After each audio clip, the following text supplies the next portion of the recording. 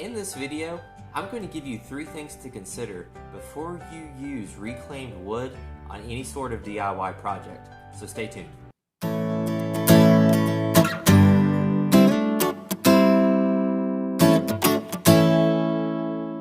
So, reclaimed wood is the Pinterest warrior's DIY dream. Like, every project on Pinterest uses reclaimed wood, is what it seems like to me. And it's not the easiest thing to work with. In fact, it's so hard that at times you're probably going to want to put your head through the wall when you're having to deal with it and think about how to work with it. So I'm going to outline 3 things that you need to consider before you commit yourself to using reclaimed wood for a project. So the very first issue that you're going to run into, and it's going to drive you nuts, is that reclaimed wood is very seldom straight. Whenever you're trying to get anything square or level or even with reclaimed wood, you are going to be super frustrated because oftentimes it has bows in it, it is warped, things like that, and it's very difficult to get it straight and have your boards be a consistent width. A lot of times if you're trying to straighten out boards like that, you're going to have to use a table saw.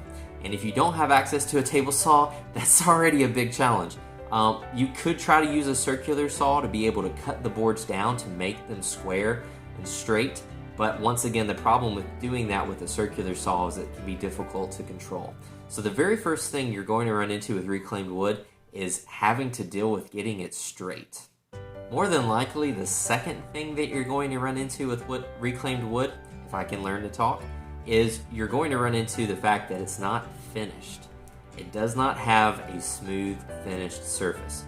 And that's because it's most likely not been milled for lumber grade material, especially pallets. When I've worked with pallets in the past, the only word I can use to describe them is fuzzy. Kind of like this flannel shirt. But they're just very rough. You can rub your hand across them and splinters just jump right out. That is not very smooth, fine milled lumber. So whenever you're reclaiming wood, you have a couple different options if you're looking to get rid of that kind of finish and texture. The first one, and probably the easiest, is to use a wood planer. Of course, back in the day, there were handheld wood planers that were manual, that ran off of, good old muscle strength. That is a lot of work, and in today's current engineering climate, we do have some electric ones that make life simple. But of course they are a little bit more on the costly side. So if you're going to be doing a lot of reclaimed wood projects, it might be worth investing in one, but just for a casual weekend project, that's not going to be the best use of your money. More than likely what you would need to do in that case is just use a sander. Something like a palm sander. If you work with that wood enough, you can get it to have a smooth surface. But as I've said in previous videos, I hate sanding.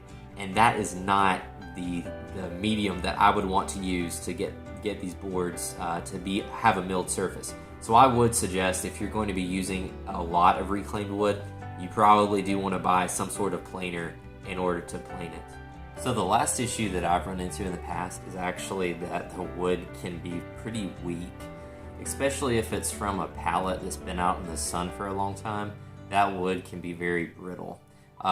In times past, when I've used reclaimed wood from a pallet, I've used what I affectionately refer to as a sawzall, and I've cut through the nails, and that lets the wood just fall right off the pallet. It's pretty smooth, all things considered.